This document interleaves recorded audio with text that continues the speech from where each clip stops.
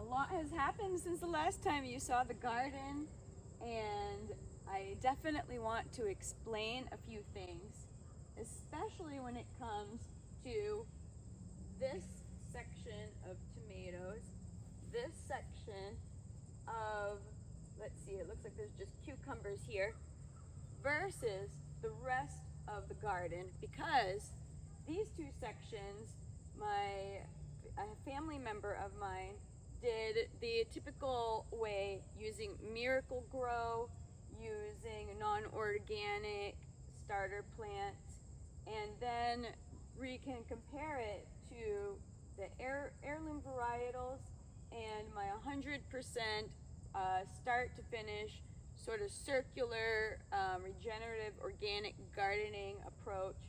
See what they look like. I'm sure you might be able to tell already that there's some stress involved with some of these tomatoes, and for the most part I have one species that seems to be stressed too. We'll take a look at that, but for the most part mine are flourishing and seemingly ripening a little bit slower. And again, I am doing this garden with everything, any organic produce only, worm friendly, red wiggler worm friendly produce only. I have a worm farm in the basement that's year round. It produces between 1 and 4 pounds of worm castings a week, which I use to fertilize everything. I use the moisture, the juice, you can drain it out. It's kind of on tap. I guess they call it worm tea, kind of gross. But I water everything with that. I do just 1 hour maximum watering daily. Every now and then I try to mimic some drier weather and I skip a watering to bring out more of the sweetness and flavors. So these are the tomatoes that someone else in my family, they wanted to have a little piece of the garden. They're doing it. It looks like they're being overwatered. That's typically why they would be yellowing at this time of the season. And the fact that these, I believe they're supposed to be cherry tomatoes, they're huge, also leads me to believe that there's too much water involved. You can see over here, these are some of my tomato plants. And ooh, I have a special critter surprise. I can already see the signs of it, and I already have spotted one. Wait until you see this if you've never seen one. All right, here we have a crazy sort of Where's Waldo, and I'll help you out. This is the most common issue around here in Maine. Look at the size of this guy. Tomato hornworms have a value. If you go, for instance, places where people don't have a lot of gardens, like Los Angeles, but they have exotic pets. These giant tomato hornworms. This one's almost fully grown. They have a fake sort of mock stinger on their bottom. They have just huge, smooth skin with little eyes, as you can see, to sort of scare off. But anyways, super great at camouflaging, unbelievable camouflage artist. These are one of the few caterpillars that are not poisonous to exotic pets. So sometimes you can even buy these, which is a problem because then if someone lets them out, they reinfect all the local gardens. And but yeah, these make a big, large nocturnal moth, and it's quite striking and huge if you ever see one. So back here, I always like to plant wildflowers. We have baby's breath, and then some other pretty hardy flowers. I don't remember what all of them are. I think some of them are zinnia and some of them are daisies, and the rest I'll have to look up and I'll have to find out. But you never know when you're gonna need some fresh flowers. My sister actually has a floral design company, and so I think I got inspired, and over the last few years I've been growing this nice little part, and it just sort of breaks up all of the vegetables. One thing I noticed is that ground cherries must send off shoots underground. So actually I looked this up, and ground cherries do not send out underground runners or rhizomes. They grow as distinct bush-like annual plants with a centralized root system. So this was all self-seeding.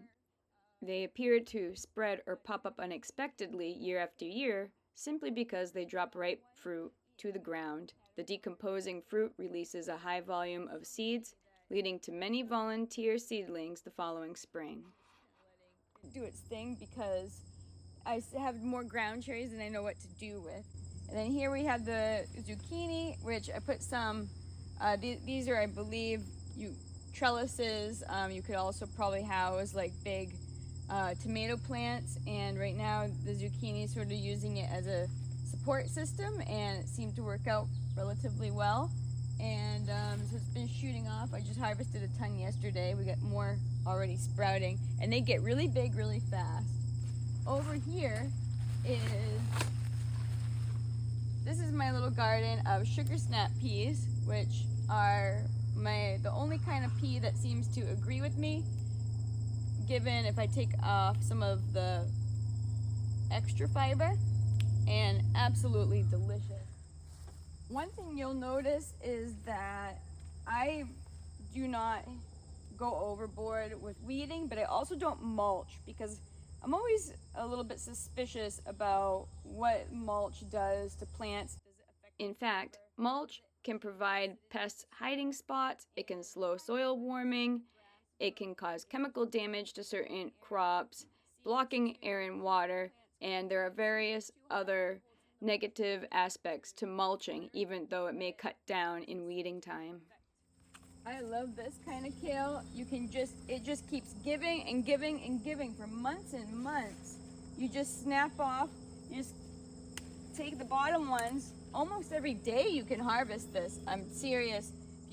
Purple kale is a nutrient-dense leafy green packed with vitamins A, C, K, calcium, and plenty of fiber. Its distinct violet hue comes from anthocyanins, powerful antioxidants that provide an extra boost for heart health, cellular protection, and reducing inflammation compared to standard green kale varieties. So this is nice to appreciate just how tall all of these plants are, especially the tomatoes. And also underneath I have okra. Okra is not really something you should grow in Maine. We have too short of a season, but I had the extra seeds from previous years and I threw them in, and we'll see what happens. a quick update with the okra. It's August 14th at the time that I'm editing this, and little tiny okra are appearing, and so far so good. They look healthy and hopefully they'll be delicious, but again, always a little bit of a nail biter because of the short season here in Maine.